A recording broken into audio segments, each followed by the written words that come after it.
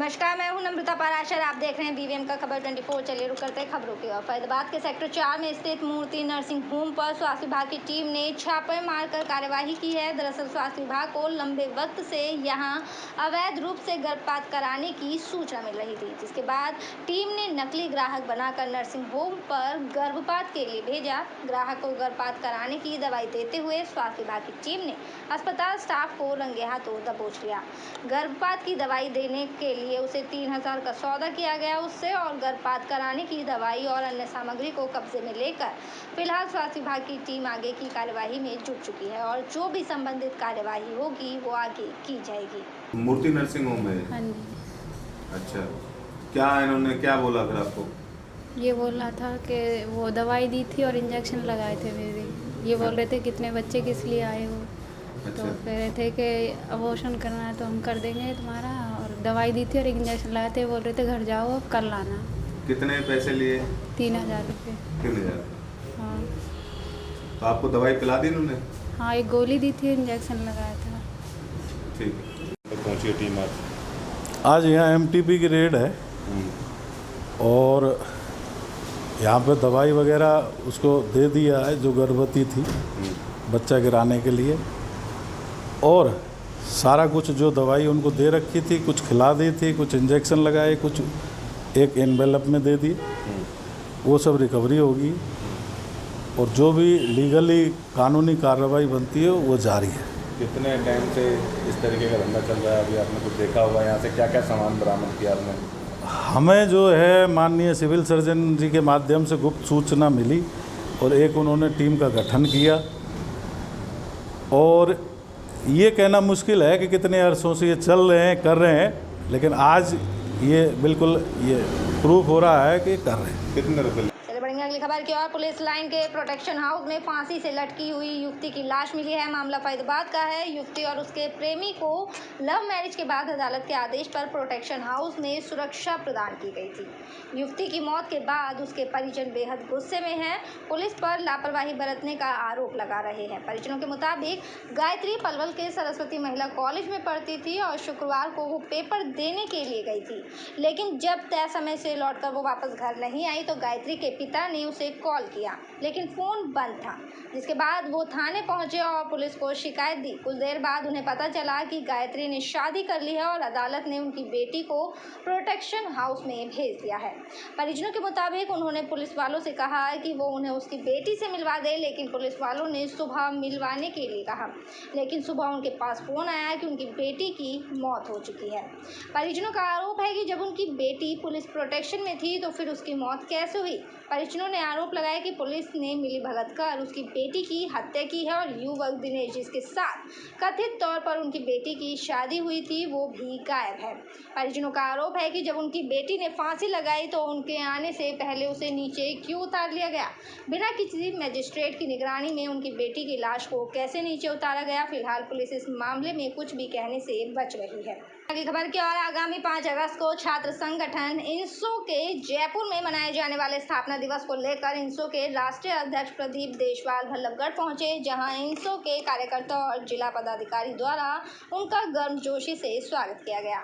इस मौके पर जेजीपी के जिला अध्यक्ष राजेश भाटिया भी मुख्य अतिथि के रूप में मौजूद रहे।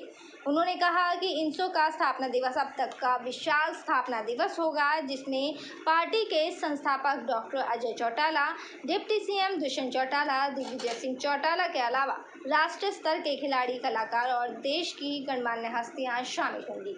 पत्रकारों से बातचीत करते हुए इंसो के राष्ट्रीय अध्यक्ष प्रदीप देशवाल ने बताया कि इस बार इंसो का 20वां स्थापना दिवस आगामी 5 अगस्त को जयपुर में मनाया जा रहा है, जिसमें पार्टी के संस्थापक doctor Ajay Chautala, deputy CM Dushyant Chautala, Digvijay Singh Chautala के अलावा राष्ट्रीय स्तर के खिलाड़ी, कलाकार और देश के गणमान्य हस्तियां मौजूद रहेंगी।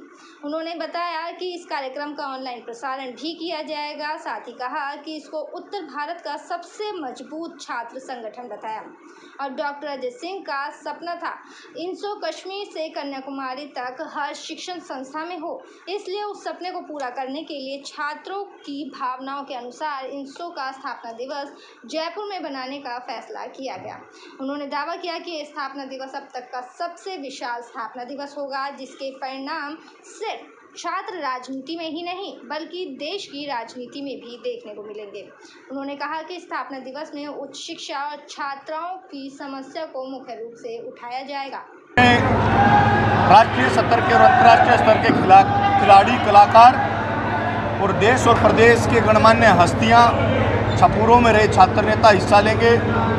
डॉक्टर अजय सिंह चौटाला जी जो हमारे संस्थापक हैं, उनके अलावा हरियाणा प्रदेश से डिप्टी सीएम आदरणीय दुष्यंत चौटाला जी, पूर्व में इंसो के राष्ट्रीय अध्यक्ष रहे और एक दिग्गज छात्र नेता भाई दिग्विजय सिंह चौटाला जी, वह तमाम जो है महान हस्तियां जो है न केवल हरियाणा प्रदेश से बल्कि देश के अलग अलग हिस्सों से शिरकत करेंगी और लाखों की संख्या में जो नौजवान साथी न केवल उसको ऑनलाइन देखेंगे बल्कि काफ़ी ज़्यादा संख्या में जो है हरियाणा प्रदेश से भी जो है राजस्थान की भूमि पर जो है नौजवान साथी, विद्यार्थी साथी पहुंच रहे हैं। केशवाल जी, हरियाणा में ना मनाकर राजस्थान में ये मना रहे स्थापना दिवस, आखिर क्या कारण है? इंडियन नेशनल स्टूडेंट्स ऑर्गेनाइजेशन उत्तर भारत का सबसे मजबूत छात्र संगठन है और डॉक्टर अजय सिंह चौटाला जी का सपना था कि इंसो जो है कश्मीर से लेकर कन्याकुमारी तक हर शिक्षण संस्थान में हो।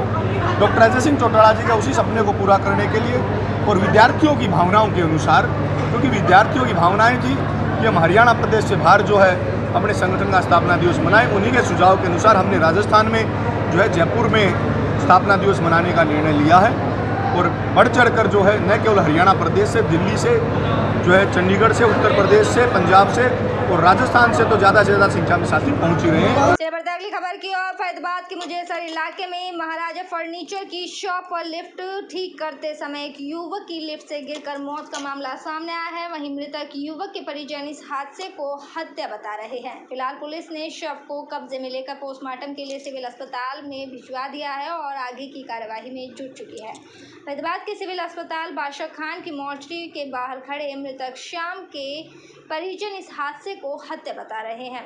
परिवार वालों का आरोप है कि श्याम लिफ्ट का काम किया करता था और महाराजा फर्नीचर शॉप में लिफ्ट का काम करने गया था, लेकिन उन्हें सूचना मिली कि लिफ्ट के काम के दौरान श्याम की लिफ्ट से गिरने से मौत हो गई। लेकिन जब उन्होंने सीसीटीवी फुटेज खंगाले तो उसमें कुछ भी नजर नहीं आया। उन्हें शक है कि किसी ने श्याम को धक्का देकर उसकी हत्या की है। परिवार ने श्याम की हत्या का आरोप महाराजा फर्नीचर शॉप पर लगाते हुए कंपनी मालिक पर बार बार बयान बदलने के गंभीर आरोप भी लगाए और न्याय की मांग की है।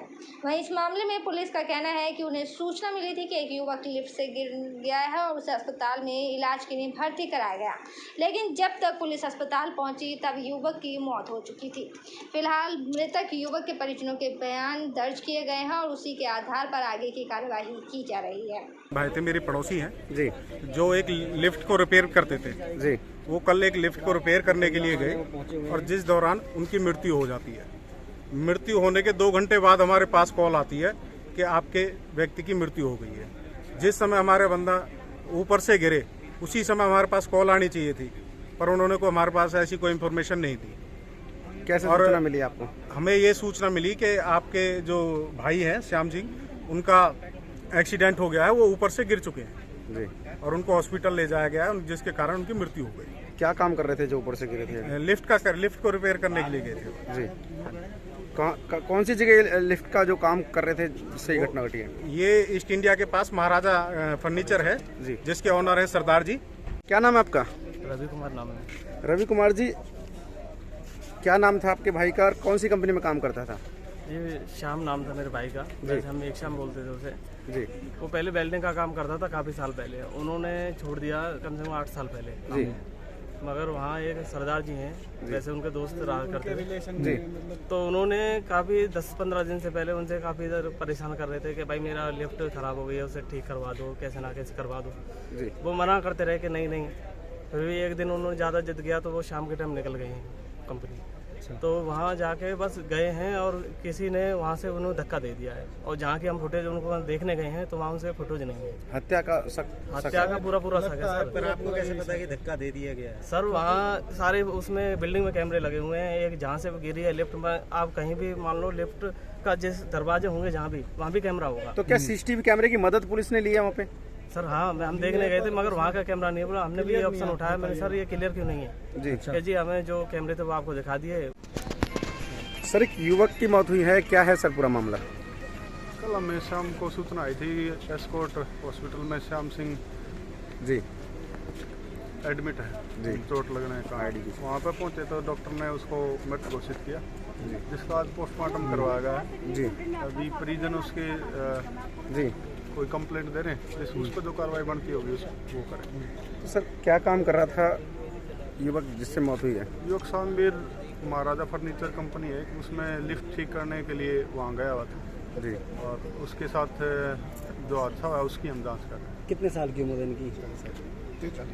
43 साल के करीब उम्र है। क्या कार्रवाई पुलिस की तरफ से की जा रही है इस मामले में? अब तक 174 CRPC की कार्रवाई की है परिजनों के बयान पर जी अब परिजन कोई और दरख्वास्त देंगे तो उस पर जो कार्रवाई बनती है वो करें।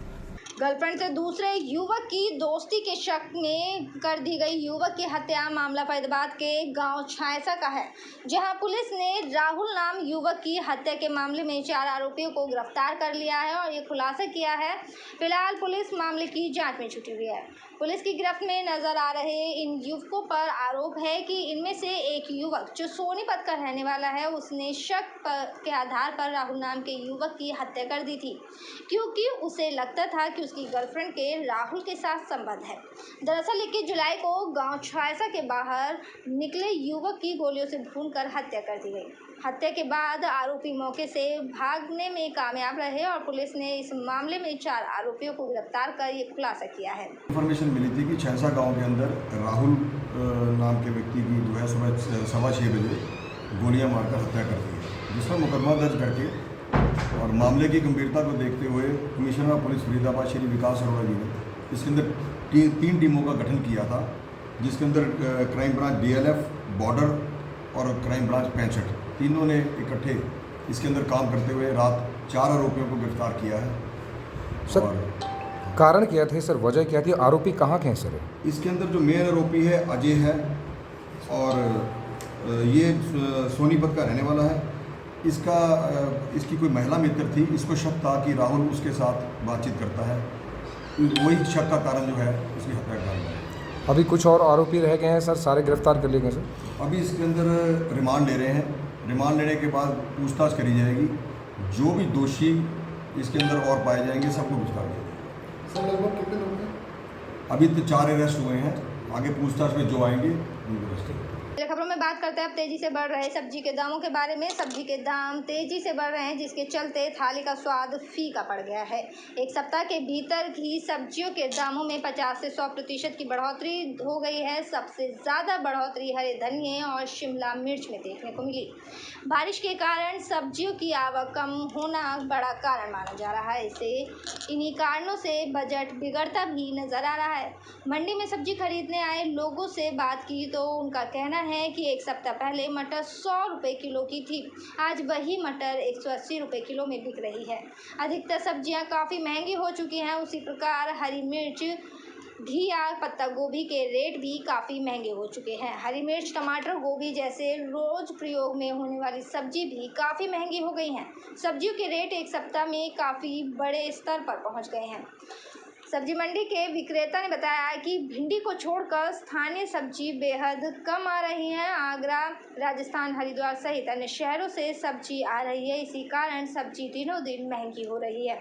सबसे ज़्यादा मटर, शिमला मिर्च, घिया, तोरई, गोभी, हरा धनिया के रेट बढ़े। आवक बढ़ने पर कम होने की उम्मीद है। आलू पहले 20 रुपये किलो में मिल रहे थे, अब वही आलू 30 रुपये में मिल रहा है। पहले प्याज 30 रुपये में मिल रही थी तो वही अब 40 में बिक रही है। टमाटर 30 से 40 में बिक रहा है और मटर 100 रुपये किलो से बढ़कर 180 पर पहुंच गई है। वहीं बात करें अगर धनिया की तो 100 रुपये किलो मिलने वाला धनिया सीधे 200 पर पहुँच गया है। शिमला मिर्च 80 किलो से पहुँच कर अब 120 पर पहुँच गई है।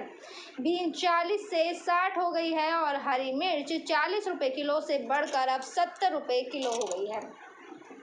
अगर गोभी की बात करें तो गोभी 60 रुपये किलो और अब 100 रुपये किलो हो गई है। घिया 20 से बढ़कर 50 पे पहुंच गया। तोरई 20 से 50 हो गई है और भिंडी भी 20 से 50 रुपये किलो मिल रही है। ऐसे में आखिरकार गरीब खाए तो खाए क्या। चलिए खबरों में बात करेंगे अब पलवल की। नज़ारा पलवल के गांव खजूरका के डीसी एकेडमी में रणजी ट्रॉफी रेलवे क्रिकेट के खिलाड़ी अजय यादव मुख्य अतिथि के रूप में पहुंचे और वहीं का ये नज़ारा है जहां पर अजय यादव पहुंचे हैं। क्रिकेट खिलाड़ियों के साथ इन्होंने जमकर मैच भी खेला और अपने बीच क्रिकेट खिलाड़ियों को पाकर खेल रहे युवाओं में उन्होंने जोश भी भरा। लंबे समय से रणजी ट्रॉफी खेलने के साथ ही क्रिकेट खिलाड़ी अजय यादव ने क्रिकेट खिलाड़ियों को मैच के दौरान क्रिकेट के बारे में भी काफ़ी जानकारी दी। उन्होंने बताया कि 8 साल की आयु से क्रिकेट खेल रहे हैं, अब तक काफ़ी मैच खेले भी जा चुके हैं और आज युवाओं में क्रिकेट को लेकर काफ़ी उमंग और जोश है, जिसको लेकर पहली बार पलवल क्रिकेट टीम के साथ खेले मैच के दौरान अच्छा अनुभव भी हुआ उन्हें और उस बारे में उन्होंने जानकारी भी दी। इस दौरान अजय यादव ने मैच खेलने के दौरान काफ़ी चौके और छक्के भी लगाए, जिसको देखकर क्रिकेट प्रेमियों में काफ़ी उत्साह भी देखने को मिला। मेरे साथ खबरों में फिलहाल इतना ही। आप बने रहिए BBM के खबर 24 के साथ। फिलहाल मुझे दीजिए इजाज़त। नमस्कार।